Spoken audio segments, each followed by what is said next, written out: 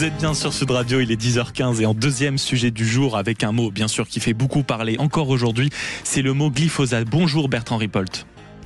Bonjour. Vous êtes l'un des avocats de la famille Grattalou. C'est cette famille qui, depuis des années, 7 ans précisément, est partie en combat contre l'entreprise Bayer-Monsanto, l'entreprise qui fournissait et qui produisait ce fameux glyphosate, cet herbicide.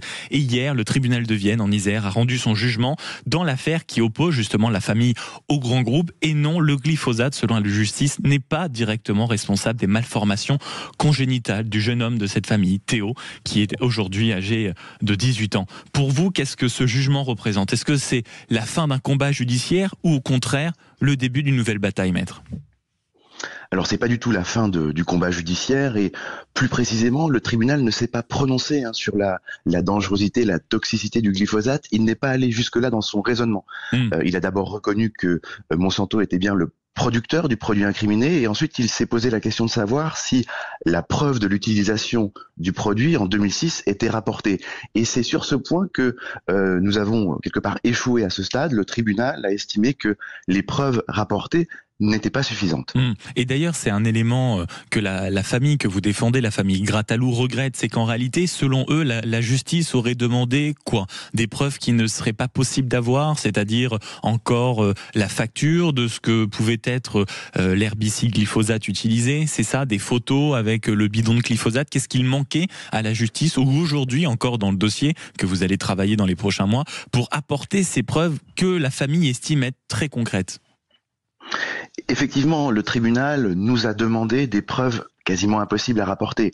Quand Sabine a épandu, la mère de Théo, le glyphosate en 2006, elle n'a évidemment pas gardé toutes les traces de l'utilisation du produit. Pas de facture d'achat, pas la photographie de tous les bidons. Évidemment, elle ne pensait pas engager 10 ans plus tard un procès. Donc exiger d'elle aujourd'hui d'apporter toutes ces preuves, c'est quasiment impossible. Donc effectivement, on peut penser à un aménagement de la loi ou de la jurisprudence pour assouplir le régime probatoire, ce qui irait dans le sens d'une plus grande facilité d'accès aux juges dans ces dossiers. Et dans quel état est la famille aujourd'hui? On sait que Sabine et Thomas, les parents Grattalou et leur fils, ont mené ce combat acharné depuis plusieurs années. Que ressentent-ils? C'est une déception? Ils sont prêts à repartir au combat ou alors vraiment affronter des mastodontes comme l'entreprise Bayer-Monsanto est quelque chose aujourd'hui pour lequel ils n'ont plus suffisamment d'énergie? Ils auront l'énergie pour continuer. On va décider avec la famille si elle souhaite faire appel. Moi, je pense que ce dossier mérite d'être soumis à la cour d'appel. Le tribunal n'a pas fermé la porte à une responsabilité. Moi, j'y lis plutôt une invitation à continuer, à tenter d'apporter d'autres preuves ou à sensibiliser la cour d'appel sur le régime probatoire qu'on évoquait à l'instant. Et par rapport au glyphosate même, est-ce que cette décision de justice ne vient pas sérieusement rebattre les cartes aujourd'hui dans un monde où on le voit bien, la simple réintroduction aujourd'hui d'un néonicotinoïde, on le voit beaucoup avec la loi du plomb, provoque beaucoup d'émoi. Est-ce que cette décision ne vient pas mettre une petite pierre dans le camp des ultra-rationnels, dans le camp de la science, dans ceux qui disaient que en réalité, non, le glyphosate n'était pas si dangereux que ça, et la preuve, il a été à nouveau renouvelé pour une autorisation en 2023 au niveau européen. Est-ce que ça ne vient pas fragiliser cette pensée plus que, on va dire, cette preuve que le glyphosate aujourd'hui n'est plus cancérigène en réalité? Alors évidemment, il aurait été bon pour la lutte contre les pesticides qu'on ait une décision favorable hier qui reconnaisse la faute et la responsabilité de Monsanto. Maintenant, comme je l'ai dit, le tribunal ne s'est pas prononcé sur la dangerosité du produit. Donc n'y voyons pas ce que le tribunal n'a pas dit hier. Le combat continue. Ce sont des courses de fond de longue haleine. Il faut poursuivre pendant des années pour, in fine, obtenir gain de cause et des décisions favorables. Pensez par exemple au procès du Mediator ou du Distilben. Il a fallu plusieurs dizaines d'années aux victimes pour être reconnues et indemnisées. Allons au cœur de ce dossier qui concerne quand même Théo, cet enfant né en 2007. Il naît avec quoi? Des malformations du larynx, à l'œsophage, des problèmes au niveau respiratoire. Qu'est-ce qui a aujourd'hui, pour vous amener à ce niveau de combat-là, qu'est-ce qui a encouragé la famille à être persuadé que c'était le glyphosate qui était au cœur de ces malformations et de ces problèmes de santé d'une gravité inouïe? Alors la famille Grattalou est une famille tout à fait rationnelle, hein, comme toutes. Ça ne leur est pas venu comme ça. Elles ont consulté de nombreux spécialistes, de nombreux médecins qui leur ont indiqué que le lien de causalité entre ces malformations et l'exposition au glyphosate pendant les premiers mois de la grossesse était possible et qu'il fallait l'étudier. Hein. Donc plusieurs médecins se sont prononcés. Et puis je rappelle que dans ce dossier, Théo Grattalou a été indemnisé par la commission d'indemnisation des victimes des pesticides qui a reconnu le lien comme possible.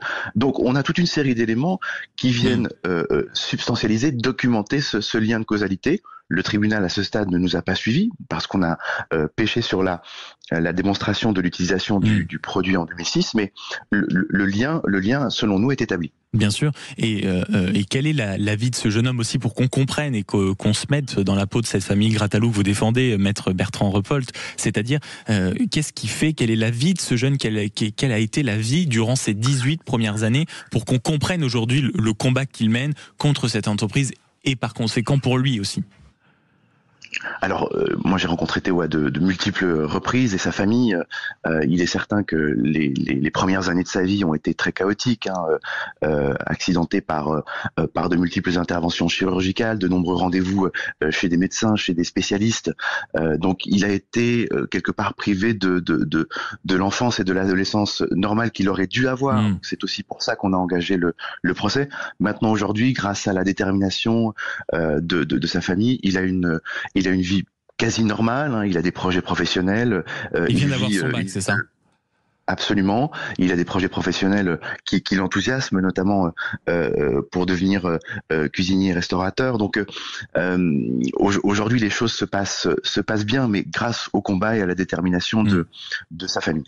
Maître Bertrand Repolt, vous vous occupez de cette famille qui a décidé de lutter contre le géant Bayer Monsanto. Vous avez été à l'origine, vous avez énormément inspiré le monde, on va dire, de la littérature, du cinéma, des séries.